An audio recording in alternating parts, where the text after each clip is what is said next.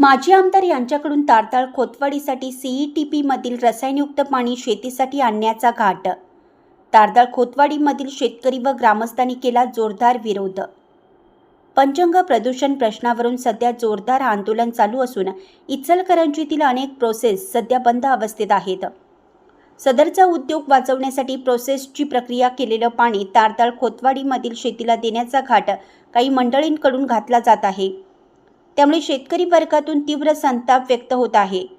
यावेळी तारताळ ग्रामपंचायतीला शेतकऱ्यांनी रसायनयुक्त पाण्याला विरोध करत तसे निवेदन सरपंच पल्लवी पोवार, ग्रामसेवक कुमार वंशिरे, रणजित पोवार यांना देण्यात आले। तारताळ व खोतवाडीमधील झालेल्या जिल्हा परिषदच्या निवडणुकीत गावातील नेते मंडळी एकत्र येऊन गावासाठी आदर्श निर्माण केला।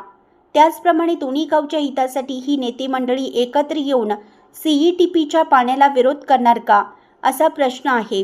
सध्या दोन्ही गावांमध्ये औद्योगिक कारणामुळे शेती संपुष्टात आली असताना राहिलेल्या शेतीपूरक व्यवसाय टिकून ठेवण्यासाठी शेतकरी रात्रंदिवस मेहनत घेत आहे।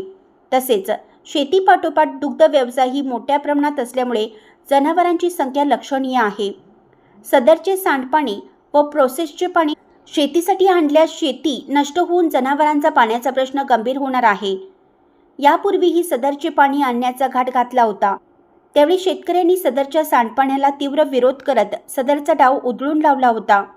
इचलकरंजीतील काही उद्योगधंदे व प्रोसेस वाचवण्यासाठी शेतकऱ्यांना वेटीस धरण्याचा प्रकार केल्यास जशास तसे उत्तर दिलं जाईल, असा इशारा तारताळमधील शेतकऱ्यांनी दिला आहे। तसेच तारताळ ग्रामपंचायतीला अनेक शेतकऱ्यांनी बुधवारी निवेदन देऊन आपला संताप व्यक्त करत पाणी आणण्याचा घाट घातल्यास तीव्र आंदोलन छेडण्याचा इशारा शेतकरी व ग्रामस्थांनी दिला आहे। चॅनेलला सबस्क्राइब करा आणि परिसरातील ताज्या घडामोडी सर्वात आधी बघण्यासाठी बेल आयकॉनला